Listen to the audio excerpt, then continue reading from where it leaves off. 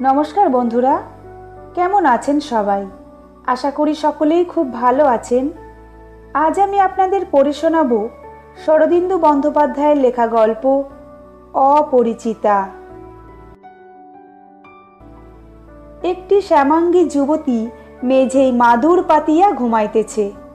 এলো চুলগুলি বালিশের উপর বিন্যস্ত, অধর পানের রসে রাঙা হইয়া আছে, গায়ের কাপড় কিছু শিথিল। হঠাৎ দেখিয়া আর চোখ ফিরাইতে পারিলাম না। লুচ্চা মনে করিয়া ঘৃণা করিবেন না, এমন মাঝে মাঝে সকলেরই হয়। আমি বিবাহিত লোক, 10 বৎসর ধরিয়া দাম্পত্য জীবন অতিবাহিত করিতেছি। আজ হঠাৎ গ্রীষ্মের দ্বিপ্রহরে এই নিদ্রালসা যুবতীকে দেখিয়া আমার যে এমন আত্মবিস্মৃতি ঘটিবে তাহা আমি নিজেই কোনো দিন ভাবিতে পারি নাই। ঘরে ঢুকিয়া মাদুরের উপর চোখ পড়িতেই চমকিয়া উঠিয়াছিলাম। কিছুক্ষণ দ্বারের কাছেই দাঁড়াইয়া রহিলাম। যুবতীর শিওরে খোলা জানালা দিয়া অপর্যাপ্ত আলো প্রবেশ করিয়াছিল। লোভী আলো যেন লুব্ধতা সংবরণ করিতে না পারিয়া যুবতীর অঙ্গে ঝাঁপাইয়া পড়িয়াছিল। দাম্পত্য সৌভাগ্যের কৃপায় আমার মনে একটা বিশ্বাস জন্মিয়াছিল যে স্ত্রী জাতির দেহ মন সম্বন্ধে সব কিছু অভিজ্ঞতা ও অনুসন্ধিৎসার অবসান হইয়াছে। কিন্তু হঠাৎ যেন অভিনব দৃষ্টি লাভ করিলাম। সচরাচর যে আট পৌড়ে দৃষ্টি দিয়া জগৎ ব্যাপার নিরীক্ষণ করিয়া থাকি তাহা খসিয়া গেল। পা টিপিয়া টিপিয়া নিদ্রিতার পাশে গিয়া দাঁড়াইলাম। তাহার চক্ষের দীর্ঘ পল্লবগুলি অল্প অল্প স্পন্দিত হইতেছে, পানের রসে রাঙা ঠোঁট একটু নড়িতেছে, গাল দুটিতে ঈষৎ রক্তিমাভা।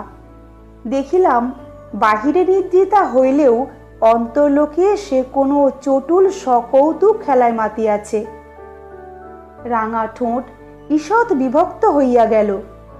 শুনিলাম অধস্ফুট কণ্ঠে সে বলিতেছে, রাজার দুলাল যাবে আজি মোর। কি সর্বনাশ! কবিতা? রাজার দুলাল? এ যে অতি বড় দুঃস্বপ্নেও কল্পনা করিতে পারি নাই। নিদ্রিতার মুখের উপর দিয়া আরো কত বিচিত্র ভাব ক্রীড়া করিয়া গেল। আমি নিঃশ্বাস রোধ করিয়া দেখিলাম বুক গুরু গুরু করিতে লাগিল। আবার সে অস্ফুট স্বরে বলিল, না না রাজকুমার, এখন নয়, নিশীথে আইও ফুল বনে। নাভি হইতে তালু পর্যন্ত শুকাইয়া কাঠ হইয়া গেল। সত্যই তো, এ নারী আমার সম্পূর্ণ অপরিচিতা। চোখে যেন নূতন দেখার স্বাদ পাইতেছি, মনেও তাই। কি আশ্চর্য! 10 বৎসর বিবাহ করিয়াছি, একসঙ্গে উঠিতেছি বসিতেছি, একদিনের জন্য কখনো ছাড়াছাড়ি হই নাই, অথচ হঠাৎ দারুণ ভয় হইল। তবে কি এ সে নয়? এতদিন ধরিয়া যাহাকে চিনিবার ভান করিয়াছি, সত্যই তাহাকে চিনি না। নিদ্রিতার গায়ে প্রবল নাড়া দিয়া বলিলাম, ওগো, 3টে বেজে গেল, ওঠো ওঠো। গৃহিণী নিদ্রা ভাঙিয়া সটান উঠিয়া বসিলেন। বলিলেন, এসেছ? পাওনাদার মিনসে এসেছিল, বলে গেছে।